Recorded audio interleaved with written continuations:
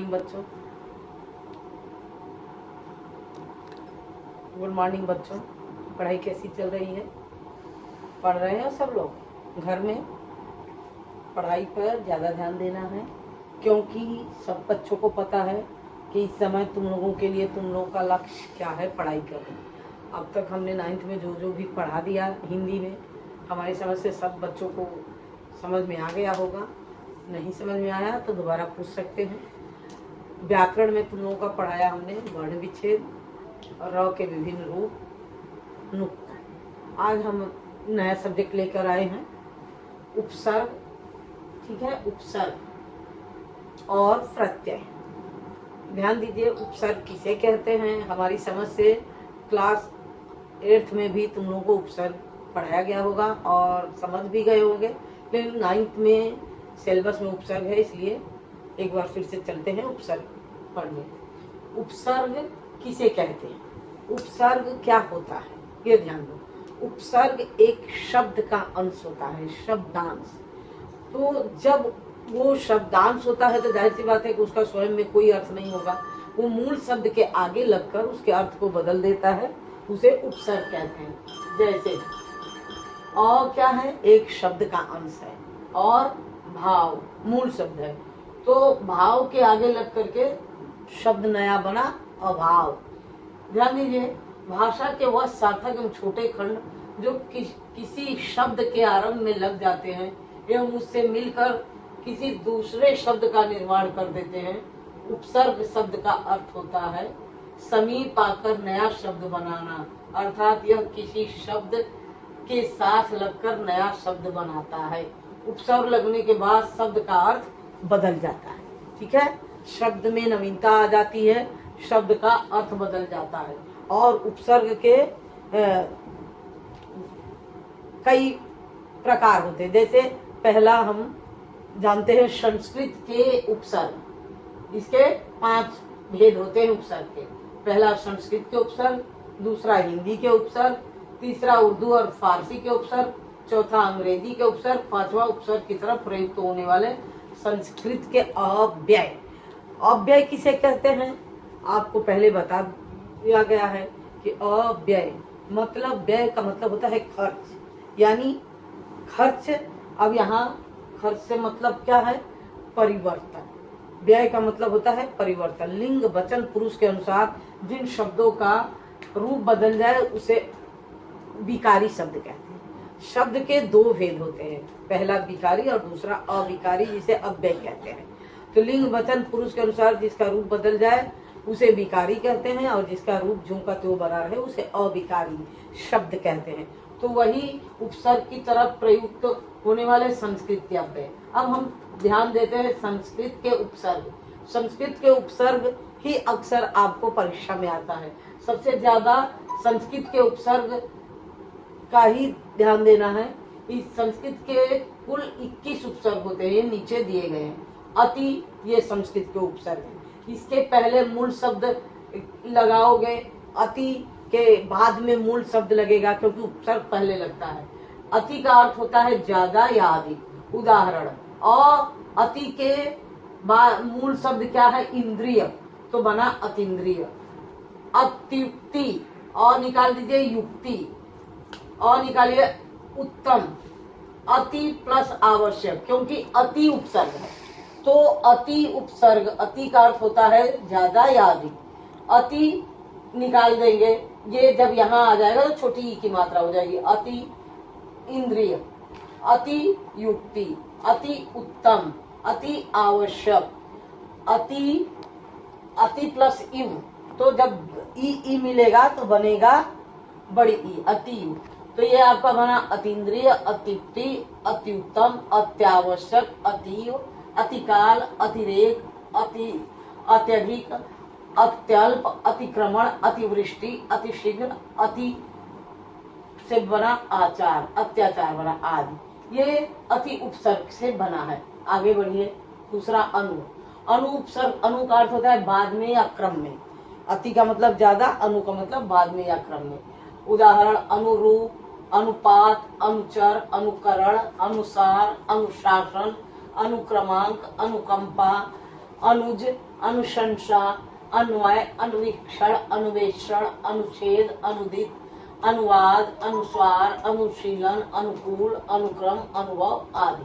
ये अनु से इतने उपसर्ग बने, अति से इतने। अब आगे पढ़ते हैं अ उपसर्ग। अ से अ का अर्थ होता है अभाव, अन, निषेध, नहीं, विपरीत, जिसमें अ लगा देते हैं। जैसे आपका है अव्ययी भाव समास, तो व्यय का मतलब होता है खर्च, अ लग जाता है तो अव्यय हो जाता है।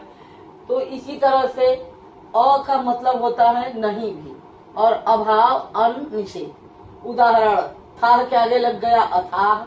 थाह का मतलब होता है जिसका जो है पता चले, यानी पानी का थाह है, कम पानी है। और गहरा अथाह मतलब जिस पानी कितना है उसका पता नहीं चला, अथाह।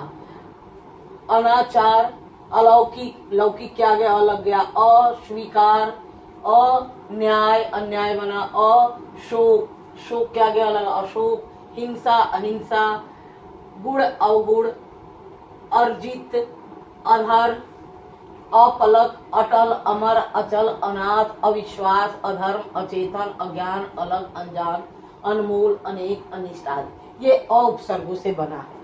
नेक्स्ट अप से बना, ध्यान दीजिए। अप का अर्थ होता है बुरा, अभाव, विपरीत, हीनता या छोटा। उदाहरण ध्यान दीजिए, अपव्यय, अपवाद अप से बना है। व्यय के आगे अप लग गया, वाद के आगे अप लग गया, कर्ष के आगे अप, अपहरण, अपप्रयोग, अपशकुन, अपेक्षा, अपयश, अपमान, अपशब्द, अपराध, अपकार, अपकीर्त, अपभ्रंश आदि। नेक्स्ट फिफ्थ अभी से इतने बने। अभी का अर्थ होता है सामने, पास, और, इच्छा प्रकट करना, चारों ओर। अभिनंदन, अभिलाप, अभिमुख, अभ्युत्थान, अभियान, अभिसार, अभ्यागत, अभ्यास, अभिशाप, अभिज्ञान, अभ्यास, अभ्युदय, अभिमान, अभिषेक, अभिनय, अभिनव, अभिवादन, अभिभाषण, अभियोग, अभिभूत, अभिभावक, अभ्यर्थी, अभीष्ट, अभ्यंतर आदि। ये जो है ध्यान देना बच्चों, ये अभी उपसर्ग से अभिभावक बना है। अभिभावक के आगे अभी लगा। ये संस्कृत के सारे उपसर्ग हैं।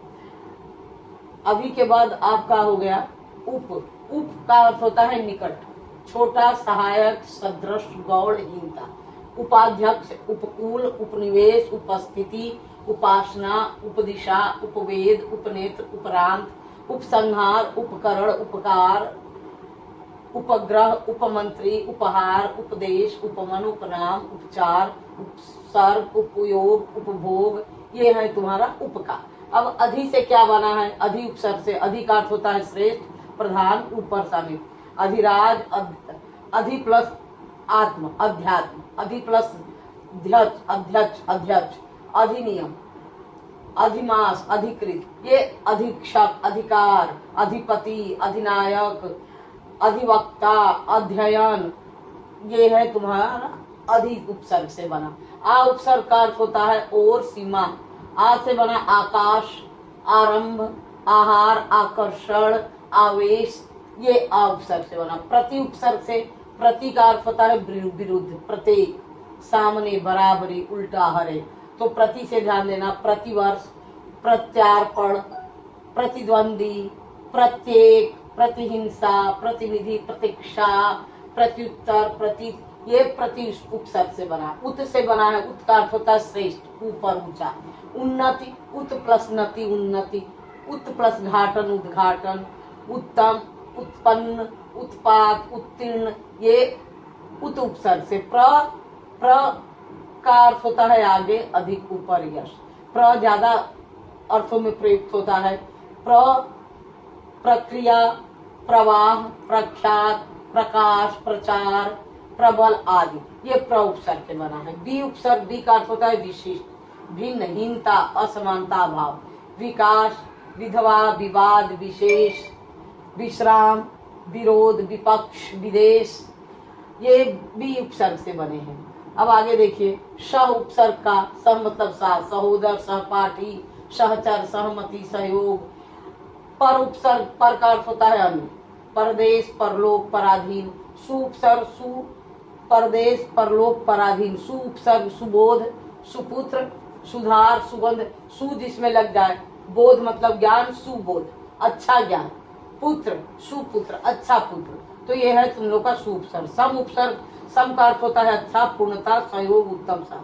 सम से सम्मान, सम्मेलन, संस्कार, सम्मुख, संग्राम, ये सम उपसर्ग से बना। अ उपसर्ग का बुरा, पतन, अवन्नति, अवज्ञा, अवधारणा, अवशेष, अवगुण, अवकाश। परि उपसर्ग, परि चारों ओर, पास, आसपास, परिमार्जन, परिहार, परिक्रमण, परिपाक। निर उपसर्ग, निर का अर्थ होता है निषेध, निराहार, निरक्षर, निरादर। कु उपसर्ग, कु का अर्थ है बुराहीनता। जहाँ भी कु लग जाता है वहाँ बुरे के उसमें आता है। जैसे पुत्र है अच्छा भला, उसके आगे कु लग गया, कुपुत्र हो गया। रूम है कुरूम, कर्म है कुकर्म, कर्म मतलब जहाँ पर कार्य का करना हो, लेकिन यहाँ कु लग गया तो कुकर्म हो गया। इसी तरह से कुमति, कुयोग। दुर उपसर्ग, दुर का अर्थ होता है कठिन, बुरा, विपरीत, दुष्टि। दुर्संधि, दुर्गुण, दुर्दशा। ये एक तो था आपका संस्कृत का उपसर्ग। अब हिंदी के उपसर्ग में आए। हिंदी के उपसर्ग 12 होते हैं। इस प्रकार है। दू है उपसर्ग, दू का अर्थ होता है बुरा, हीन, दो, विशेष, कम। दुबला, दुर्जन, दुर्बल, दुलारा, दुधारू, दुसाध्य, दुरंगा, दुलत्ती, दुनाली, दुराहा, दुपहरी, दुगुना, दुकाल। अध उपसर्ग, अध का अर्थ होता है आधा, अधपका, अधमरा, अधकच्चा, अधकचरा, अधजला, अधखिला, अधगला, अधनंगा आदि। अन उपसर्ग, अन का अर्थ होता है अभाव, निषेध, अनजान, अनकहा, अनदेखा, अनमोल, अनबन, अनपढ़, अनहोनी, अछूत, अचेतन, अनचाहा। उन उपसर्ग का अर्थ होता है एक कम। उन का मतलब होता है जिसमें एक कम है। जैसे 29, 30 में एक कम। 49, 49, ध्यान देना। 29, 30 में एक कम। 49, 49 के पहले क्या होता है 50, तो 50 में एक कम 49 होगा। ठीक है। फिर 59, 60 में एक कम, उनका मतलब होता है कम। 69, 39, 29, 79 आदि, तो उनका मतलब होता है एक कम। ठीक है। कु उपसर्ग का अर्थ होता है बुरा, कुचाल, कुचैला, कुचक्र, कपूत। औ उपसर्ग, औ का अर्थ होता है हीन, अव, निषेध, अवगुण, अवघर, अवसर, अवसान, अवघट। अ उपसर्ग का होता है अभाव, निषेध, अछूता, अथाह, अटल, अचेत। नि उपसर्ग, नि का अर्थ होता है रहित, अभाव, विशेष, कमी। तो ध्यान देना। निडर, निकम्मा, निगोड़ा, निहत्था, निहाल आदि। चौ उपसर्ग, चौ का अर्थ होता है चार, चौपाई, चौपाया, मतलब चौपाई, चार पाया जिसके हो। चौपाया, चौराहा, जिसके राह चार हो। चौकन्ना, यानी चौ उपसर्ग का अर्थ होता है चार। उ उपसर्ग का अर्थ होता है अभावहीनता। उदाहरण, उचक्का, उजड़ना, उछलना। पच उपसर्ग का होता है पांच, पचरंगा, पचमेल, पचकूट। ती उपसर्ग का अर्थ होता है तीन, तिरंगा, तिराहा, तिपाई। अब आ जाइए उर्दू और फारसी के उपसर्ग। संस्कृत के उपसर्ग हो गया, हिंदी के उपसर्ग, अब उर्दू और फारसी के, ये 14 है। दर उपसर्ग, दर का अर्थ होता है में, मध्य में। दर किनार, दरमियान, दर असल, दर करार, दर गुजार, दर दर हकीकत आदि, ये उर्दू और फारसी के उपसर्ग है। कम उपसर्ग, कम का अर्थ होता है थोड़ा ही ना, कमजोर, कम बखत, कम उम्र, कम अक्ल, कम समझ, कम सीन। ला उपसर्ग, ला का अर्थ होता है नहीं रही, लाइलाज, लाजवाब, लापरवाह, लापता, लावारिस, लाचार, लाजवाल आदि। ब का अर्थ होता है के साथ, अनुसार, बखूबी, बदौलत, बदस्तूर, बगैर, बनाम, बमुश्किल आदि। बे का अर्थ होता है बिना, बेनाम, बेपरवाह, बेईमान, बेरहम, बेहोश, बेचैन, बेइज्जत। बा उपसर्ग का अर्थ होता है साथ रही, बाकायदा, बादत, बाजूद, बाहरो। बद का अर्थ होता है बुरा, हीनता। ठीक है। तो ध्यान दीजिए। बदनाम, बदमाश, बदतमीज, बदबू, बदसूरत, बददुआ, बदनीयत। ना का अर्थ होता है अभाव, नालायक, नाकारा, नाराज, नासमझ। गैर का अर्थ होता है भिन्न, निषेध, गैर हाजिर, गैर कानूनी, गैर सरकारी, गैर जिम्मेदार। सरकारी है उसके आगे गैर लग गया तो गैर सरकारी हो गया। फिर जिम्मेदार है उसके आगे गैर लग गया, गैर जिम्मेदार यानी लापरवाह है, काम नहीं कर सकता। हम उपसर्ग, दर का अर्थ होता है आपस में समान साथ वाला, जैसे हमराज, हमदर्द, हमजोली, हमनाम, हम उमर, हमदम, हमदर्दी, हमरा, हम सफर आदि। हर दर का अर्थ होता है सब प्रति, हर लाल, हर साल, हर वक्त, हर रोज, हर घड़ी, हर एक। खुश उपसर्ग दर का अर्थ होता है अच्छा, खुशबू, खुश नसीब, खुश मिजाज, खुश दिल, खुशहाल। सर का अर्थ होता है मुख्य, सरताज, सरदार, सरपंच, सरकार। अल का अर्थ होता है अलमस्त, निश्चित, अंतिम। अलबत्ता, अलबेला, अलविदा। अब आते हैं अंग्रेजी के उपसर्ग। अंग्रेजी के उपसर्ग में हाफ, आधा। उपसर्ग हाफ का अर्थ होता है आधा, हाफ पैंट, हाफ बाड़ी, half ticket, half rate, half कमीज आदि। सब उपसर्ग सब का अर्थ होता है अधीन, नीचे। सब पोस्टर, सब इंस्पेक्टर, सब जज, सब कमेटी। अब ध्यान देना, जब अंग्रेजी का उपसर्ग आता है तो अब यहाँ पे शब्दांश नहीं रह जाता। अंग्रेजी के उपसर्ग में ये, जैसे कि उपसर्ग देखो, सब अपने आप में शब्दांश नहीं है, एक शब्द है और ये उपसर्गों की तरफ प्रयोग में लाया जाता है। सब एक शब्द बना है, इसी तरह से चीफ भी शब्द है, वो शब्दांश नहीं है। तो जब अंग्रेजी में आ जाता है तो ये अंग्रेजी में शब्दांश न रह करके एक शब्द ही होता है जो उपसर्ग की तरफ प्रयोग किया जाता है। जैसे chief minister, chief engineer, chief secretary. General उपसर्ग, जनरल का अर्थ होता है प्रधान, सामान्य। General manager, general secretary, general insurance आदि। हेड उपसर्ग, हेड का अर्थ होता है मुख्य, head munshi, head pandit, head master, head clerk, head office, head constable आदि। डिप्टी उपसर्ग, डिप्टी का अर्थ होता है सहायक। डिप्टी अपने आप में एक शब्द है, शब्दांश नहीं है। तो जब अंग्रेजी में आता है तो शब्दांश न होकर के शब्द बन करके वो अंग्रेजी के उपसर्गों की तरफ प्रयोग किए जाते हैं। वाइस उपसर्ग, वाइस का अर्थ होता है सहायक, वाइस उप viceroy, vice chancellor, vice president, vice principal आदि। एक्स उपसर्ग, एक्स का अर्थ होता है मुख्य, उदाहरण express, ex commissioner, ex student, ex principal आदि। उपसर्ग के सामान्य प्रयुक्त होने वाले संस्कृत के शब्द। अब कुछ ऐसे भी शब्द है जो सामान्य प्रयोग में लाए जाते हैं, जैसे पू का अर्थ होता है हीन, कुपुत्र आदि। चिर का अर्थ होता है बहुत देर तक, जैसे चिरकाल, चिर निद्रा, बहुत देर तक। उदाहरण चिरकाल, चिरायु, चिरंतर, चिरजीवी, चिरकुमार आदि। उपसर्ग का अर्थ होता है निषेध, अभाव, अधर्म, अनीति, अनंत, अज्ञान, अभाव, अचेत, अशोक, अकाल आदि। अन उपसर्ग, अन का अर्थ होता है निषेध, अनीति, अनंत, अनागत, अनर्थ, अनादि। अंतर उपसर्ग, अंतर का अर्थ होता है भीतर, अंतर्नाद, अंतर्ध्यान, अंतर आत्मा, अंतरराष्ट्रीय, अंतरजाति। का अर्थ होता है सही, सजल, सकल, सहर्ष। अध उपसर्ग, अध का अर्थ होता है नीचे, अधः पतन, अधोगति, अधोमुख, अधोलिखित आदि। पुरुष का अर्थ होता है आगे, पुरस्कार, पुरस्कृत आदि। पुनः का अर्थ होता है फिर, मतलब दोबारा। पुनः से पुनरावृत्ति बना है, पुनर्गमन, पुनर्जन्म, पुनर्मिलन, पुनर्लेखन, पुनर्जीवन, पुनरावृत्ति भी पुनः से बना है। पुरा का अर्थ होता है पुराना, पुरातत्व, पुरातन, पुरावृत्त आदि। तिरस बुराहीन, तिरस्कार, तिरोभाव। सत उपसर्ग, सत का अर्थ होता है श्रेष्ठ, सच्चा, उदार, सत्कार, सज्जन, सत्कार, सदाचार, सत्कर्म आदि।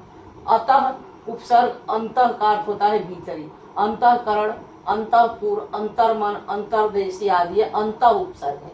बहिर उपसर्ग, बहिर का अर्थ होता है बाहर, बहिर्गमन, बहिष्कार आदि। सम उपसर्ग, सम का अर्थ होता है सम्मान, समकालीन, समदर्शी, समकोण, समकालिक आदि। सह उपसर्ग, सह का अर्थ होता है साथ, उदाहरण सरकार, सहपाठी, सहयोग, सहचर आदि। तो यहाँ तक तो हम लोगों ने उपसर्ग की पढ़ाई की। बच्चों, हमारी समझ से आपको उपसर्ग क्लियर हो गया होगा और इतने से आपको उपसर्ग समझ में आ गया। आगे हम लोग प्रत्यय अगले वीडियो लेक्चर में पढ़ेंगे। ये यहीं तक, आगे की पढ़ाई अगले वीडियो लेक्चर में। और बार बार पढ़िए, समझिए, जो समझ में नहीं आता उसे पूछिए। थैंक्स बच्चों।